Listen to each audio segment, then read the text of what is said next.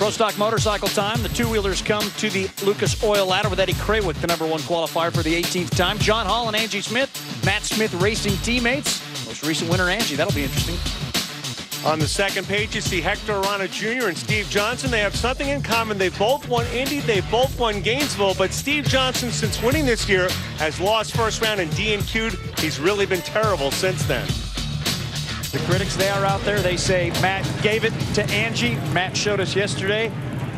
Bush rod that was broken at the top. Angie Smith, regardless, becomes the 15th female to win in the NHRA Mellow Yellow Drag Racing Series. And what's becoming a trend, she took the Wally with her everywhere. If you follow her and Ron Capps on Twitter, they were taking plane rides. They were going every place.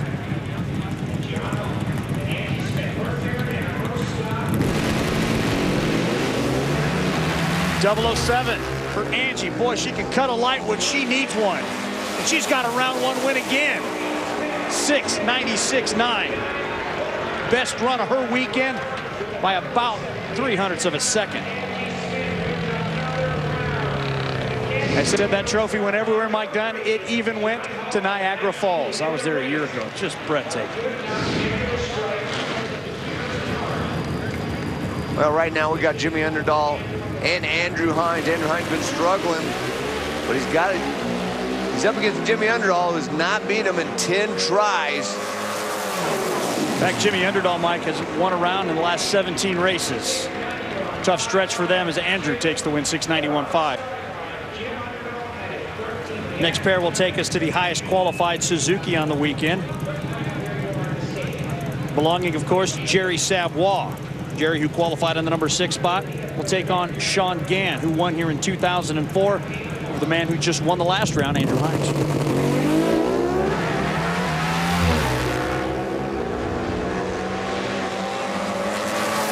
Well, being a higher qualified bike doesn't matter here. Look at Sean Gann with that 0:10 reaction time. 6:95.2 was just 3 thou quicker than him as well. Batman into round two. And in the pit of Bob Bodie, this crew getting ready for their second round matchup against Matt Hagan. But the first round, it wasn't pretty. They had some broken studs on the manifold. So in this turnaround, it's been a thrash. They had to put on a new blower, also a new manifold. Bob told me they're pretty deep in parts, but he says they feel good about what they're going to send out to the racetrack. He closed by saying, I race professionally for a hobby, and this is pretty cool. Up next, Hector Rnd1 Sr. and Michael Ray. For Hector Sr. got home Monday night from Epping at 11 o'clock, went to work in the shop building a new engine for his bike.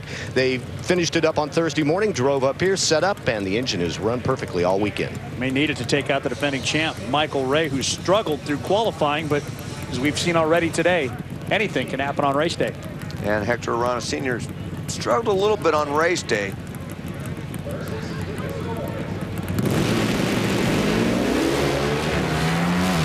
Well, not today for a senior. It was all Michael Ray having problems at the start. Hector Rnd1 takes it down for the win. Well, they like that pass. 690 at 194 miles per hour to advance to the second round. Well, this is just the 4th time in the last 4 seasons you've seen Craig Treble, but 9th on the all-time Pro Stock Motorcycle win list, 14. Try to give Scotty Polacek all he can handle. Scotty with the new leathers and the new sponsor, courtesy of Petrolhead. Bill Windham, drag racer, long time. Ben Carey, the lead singer of Lifehouse, brought that apparel line backing to Scotty P. Craig, no rust on the reaction timer there. 0:20 left first, but Scotty gets the finish line first with a 6.908 second pass. Hector Rnd1 Jr. taking on Steve Johnson now. For Steve, he has last year's engine in the bike, not the one he won with at Gainesville. Hector Jr. didn't come straight home and go to work. He went fishing in New York and caught a sea robin. Fishing while Dad does the work? Come on.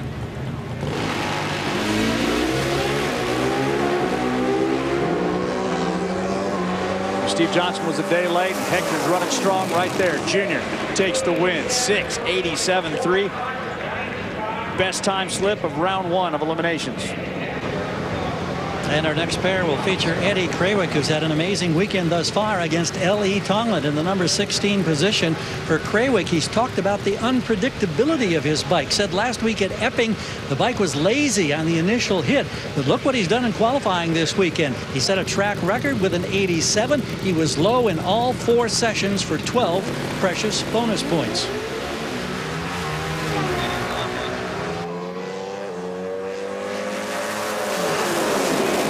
Oh, just did it again. 6:85.8. That's low elapsed time of the weekend. Nice job, Eddie Krawiec. Doug Coletta's car is all buttoned up, ready to go. The only thing they have to do now is make some last-minute adjustments, fine-tuning for the cloud covers. He gets ready to take on J.R. Todd in the second round. Talked to Doug's crew chief, Jim Oberhofer. He talked to the team owner, Connie Coletta, who tunes J.R.'s car, and said, what do you got for us? And Connie looked at him and said, hold on to your hat for the next round. And the final pair of bike, it's Matt Smith up against Chaz Kennedy. Talking to Matt, he said that they had to add an extra crew member this week. They had to bring out this guy named Chris Aubrey. They ran into some turnaround problems last time. They didn't have enough hands on all 4 of those bikes. Matt Smith with a nice pass there. 6:88.6. He's earned a round to date with Hector Arana Sr. Guys have had a little history.